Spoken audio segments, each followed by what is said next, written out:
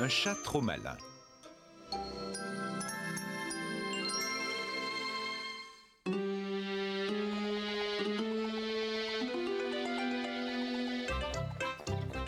Ce matin, Connie a décidé de se lever tôt pour partir à la découverte du monde.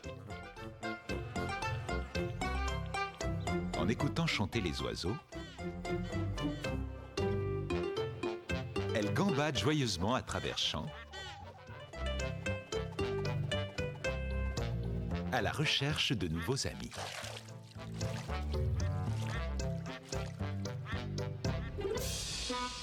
Connie marche et marche encore, et finalement arrive dans une très jolie ferme avec des canards, des poules et des petits cochons.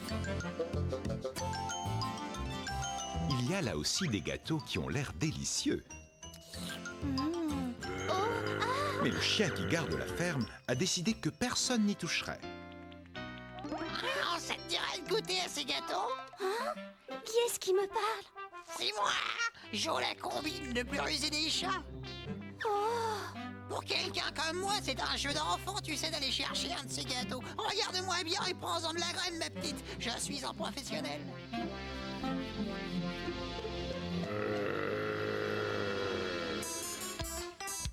Pour commencer, il faut se débarrasser de Médor, ce chien de malheur. Pense le chat. Il repère alors quelques boîtes de conserve. Ces boîtes vont m'être très utiles pour détourner son attention. Se dit Jo, avant de les attacher discrètement à la queue en tire-bouchon du petit cochon. Le pauvre animal se sauve en courant et en criant, effrayé par le bruit infernal de toutes ces boîtes. En entendant ce vacarme, le chien décide d'aller voir ce qui se passe.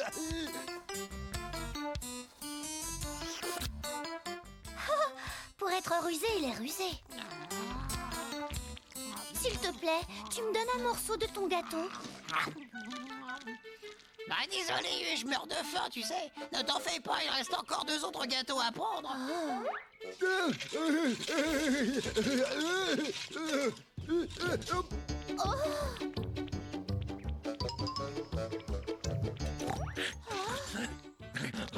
Alors ça t'amuse de te moquer de moi. Si tu crois que je vais me laisser prendre une deuxième fois ton petit jeu, tu te trompes. Morte de peur, Connie s'enfuit en courant. Mais malheureusement, ses jambes se prennent dans les boîtes de conserve.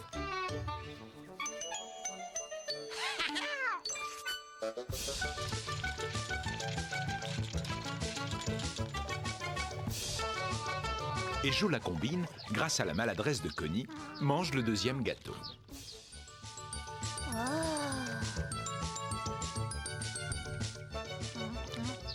Tu n'es pas un ami très gentil. Alors que le cochon et le chien voulaient m'attraper, toi tu mangeais ton deuxième gâteau. Je sais, excuse-moi Connie, mais c'était plus fort que moi. J'avais tellement faim. T'en fais pas, il en reste encore un autre.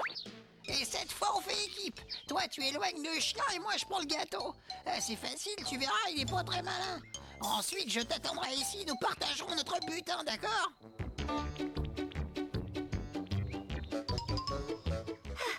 Voilà. Connie vient de remarquer une cloche. Et elle se dit qu'elle pourrait se débarrasser du chien en la faisant sonner. Mais comme elle ne peut pas l'atteindre, elle décide de se faire une échelle.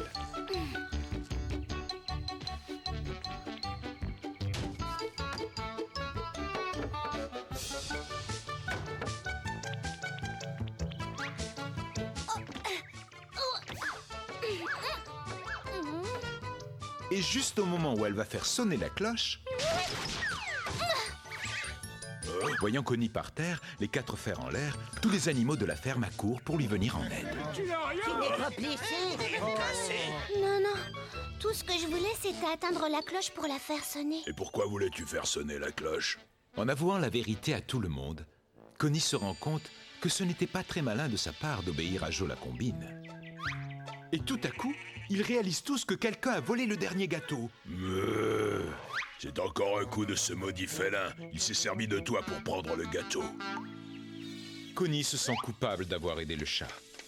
Mais ses nouveaux amis lui pardonnent. N'empêche, elle est très en colère. Et elle décide d'aller dire à son ancien complice que ce n'était pas bien de voler les gâteaux. Mais Jo lui a encore joué un tour. Où est-il? Ne t'en fais pas, on va le retrouver. On va tous le chercher. D'accord. allons-y.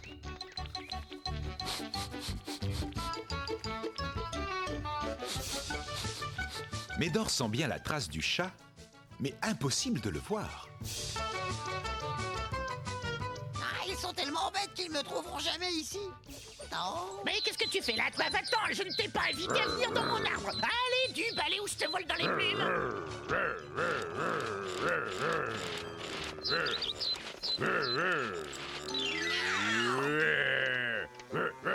Bien joué. Au moins, on a récupéré le gâteau.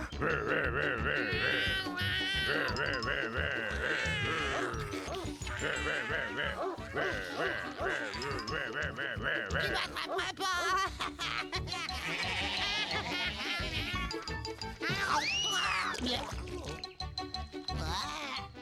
Et voilà, comme ça, tu as eu ce que tu méritais.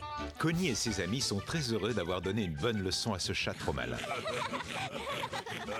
Bon, eh bien, il ne me reste plus qu'à vous rendre ce gâteau qui a l'air si bon. Tu sais, on voit bien que tu es une bonne petite vache dans le fond, et nous serions très heureux de le partager avec toi. Alors ça, c'est gentil. Connie est d'autant plus heureuse de manger sa part de gâteau qu'elle sait maintenant qu'on ne doit jamais prendre ce qui n'est pas à nous.